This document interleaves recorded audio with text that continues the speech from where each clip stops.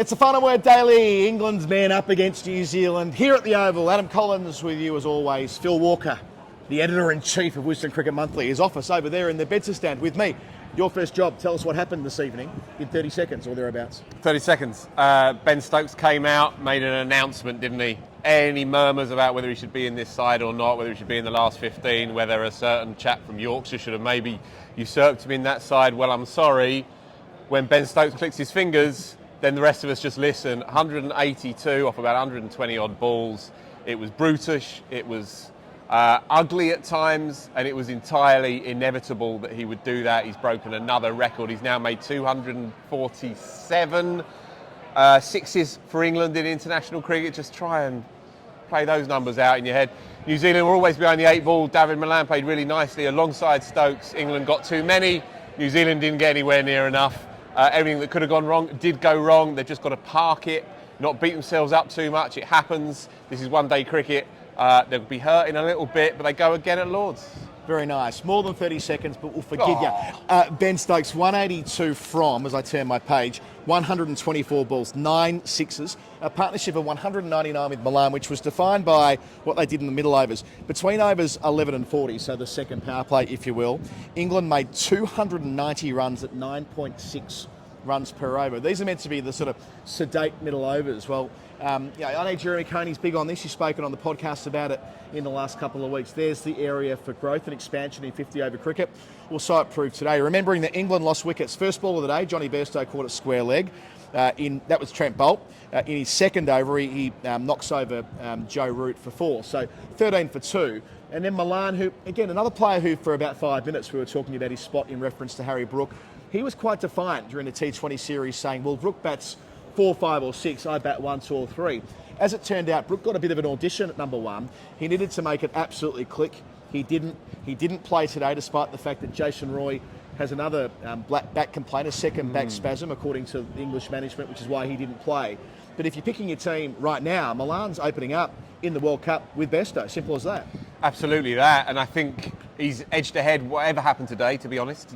I think Milan, you underestimate him. He's not a particularly demonstrative bloke. He kind of has an air of vulnerability around him, which doesn't help in the alpha world of international cricket.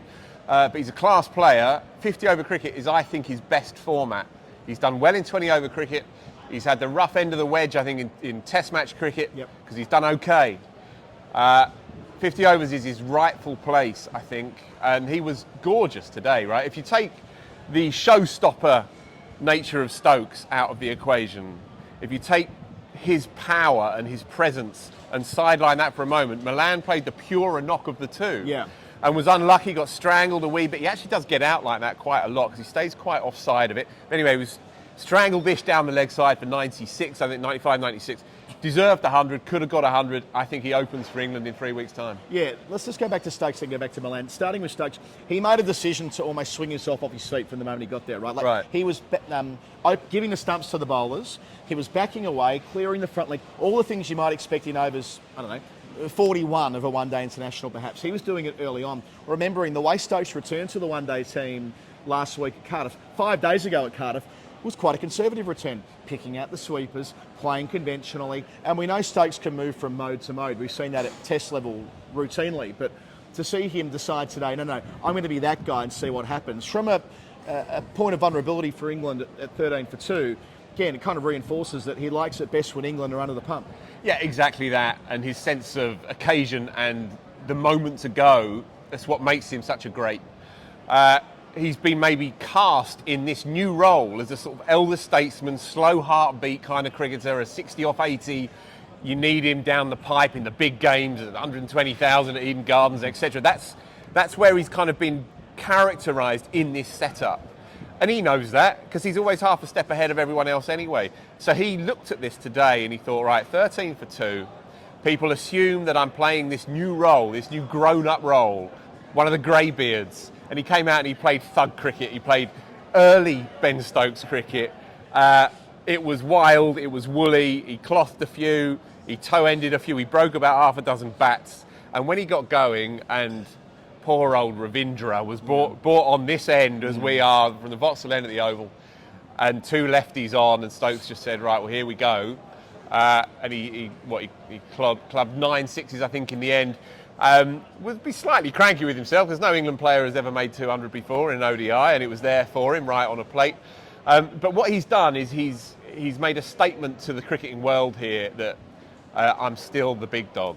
And however they want to go about their cricket, England, and it carries, of course, the echoes of the last few years. They go hard and then they go harder and then they go harder again. We've seen it, obviously, in Test cricket. Because there's not been much 50-over cricket, there hasn't been much evidence to suggest that they will maintain that kind of ethos.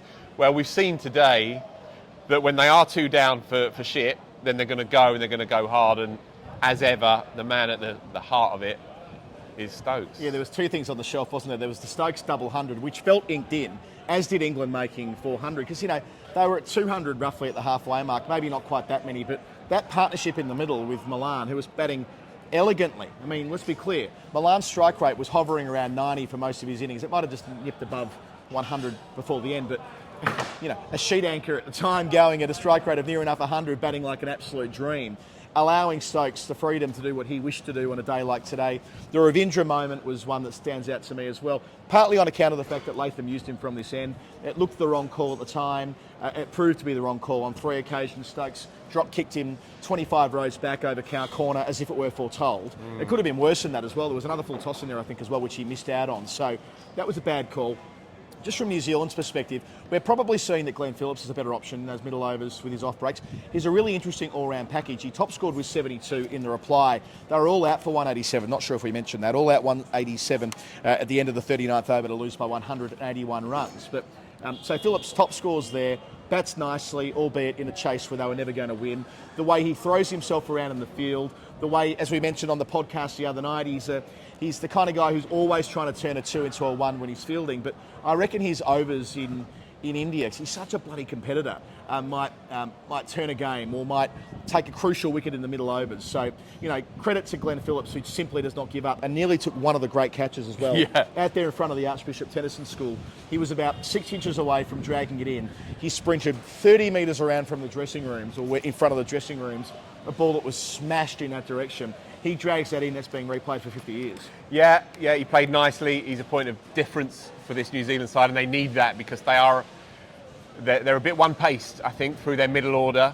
They have certain gun players, and with the exception of Phillips, and Trent Boult bowled nicely, picked up a 5 bag without anyone really noticing. Yeah, haven't mentioned it. Yeah. But there are other big players, they didn't come off today. You know, Mitchell scrapped around, batted okay, but Conway went early.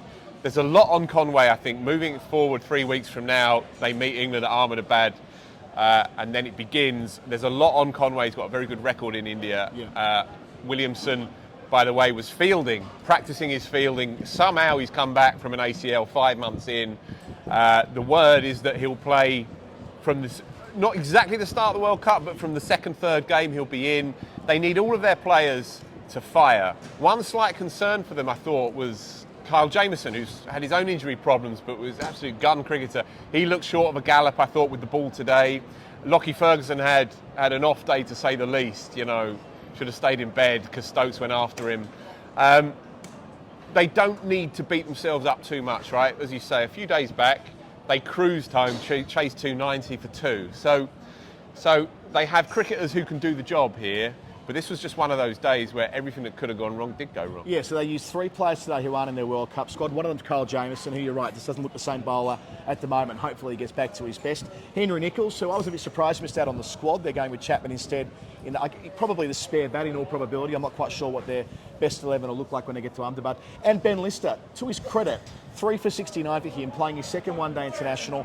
Wasn't in the squad, drafted him for Adam Milne when he tweaked his hamstring last week, and then 3 wickets here, which you know, bowled pace off well, swung the ball around nicely, has a nice high action. Yeah, tidy cricketer.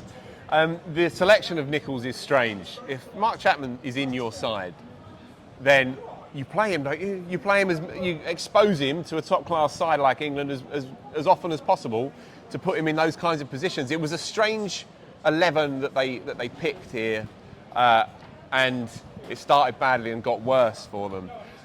Just a word on England, by the way. In the field, I thought they were really on it tonight, and Liam Livingstone in particular, I thought bowled tidily. All right, it's a gimme because New Zealand are out the game, but he showed again that he's an interesting puzzle in this England side. He batted well the first couple of games, probably a statement knock on his part, that 90 odd the other day, not out. And he brings something unusual to that bowling attack. And the other one I want to mention is Gus Atkinson, who bowled here. It's his backyard here in South London. There is no discernible change in his action, whether he's bowling it full at the pads or sniffing around your nose. And he inconvenienced Phillips and Ravindra 4 times in 2 overs with 4 bumpers, and they are fast, right? Through the air, he's not mad quick, but off the pitch with that slight height and a bit of zip and nip, he is a serious handful, and the more you watch him, the more it makes sense that England have taken a punt on him. Yeah, and when he hit, it was Phillips in the helmet, and it bounced out nearly 20 metres out to cover. It gives you a sense of just how quick this bloke is. All right, Phil, with all of that said, I think it's time to go to the Final Word Hall of Fame. Final Word Hall of Fame is brought to you by our beautiful patrons. Patreon.com/The Final Word to support the work that Jeff and myself and Phil and many others do on it. Well, Phil tonight, from time to time, he's on the show. I'll take it. He's on the show tonight. He's a co-host, as Jeremy was very insistent on saying last week. I am a co-host. Right, okay. I'm a co-host. Fine. He is a co-host. Daniel Norcross, one of those, over our shoulder here as well. This is our most final word moment of the day. I know, Phil, you were tickled by a couple of instances today where fielders did as Mo and Ali did in the Test match here a month or so ago and went in with their feet first. Well, Moe's got a lovely touch, right? He's the best ball player in the side. Everybody acknowledges it. He sees the picture. He half-volleyed one in the Ashes. It was one of the best moments of the summer. He tried it again a couple of times out there tonight. I just love the way he goes about his business. Everything he does is just watchable, Mo and Ali. He's a joy. The fact that he's in this side as well, they've gone with experience, haven't they, England? They're an old team, and it's a gamble. They're 4 years on, and they've picked 9 of the 15 featured in 2019. But look, you've seen tonight why they've gone with what they've got, right? Because they are pedigree cricketers from top to bottom. We're a bit spoilt for choice. You said they're an old team. They're also a rugby team. We saw they'd named the side that they would turn out to play against Japan. I'm done now. I quite liked when Mo and Ali was dismissed and Chris Wokes was next in, that Moeen spoke to Wokes for about 20 seconds as if to say what was happening. It was very club cricket. You very rarely see at international level either exchanging one word when a player's dismissed. That happened today. The back foot no ball that wasn't, I still haven't quite worked that out.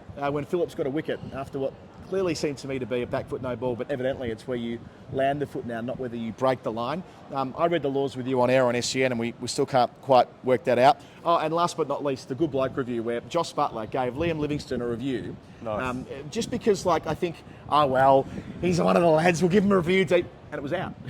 Livingstone's like, it's on the way down when it hit him in the box, and so it proved it was hitting the top of middle stump. That's a number of nominations for the Final Word Hall of Fame, always brought to you by our patrons. A Final Word patron account is what sustains us week to week, month to month. Can't stop, won't stop. We've got an interview in the feed tomorrow morning with an all-time England great. And tomorrow morning, I'm waking up early to interview one of the greatest cricketers to ever play the game. So lots of stuff going on the feed and daily shows coming every single day of the World Cup. Patreon.com/The Final Word. Right, Phil, that's it. That's us done. We could both go and in my case, do some more work. In your case, hopefully go home. We'll do it all again at Lord's on Friday. Until then, no.